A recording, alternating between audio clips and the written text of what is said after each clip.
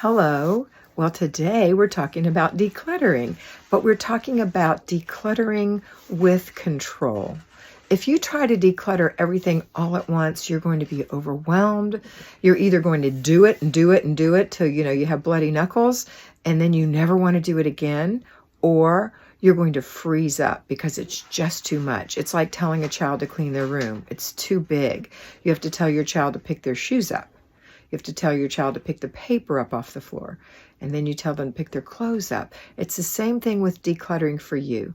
You're going to be decluttering in little 15-minute increments 4 times a week, so it's not overwhelming. It takes self-discipline, but it doesn't take elbow grease. I mean, it's not that hard to declutter. It's mental. It's that mental mountain that you have to get over that says, I can give something away. It's not going to kill me. I can put something in another place. I can throw something away. All right, that's it for today. Make it a great day.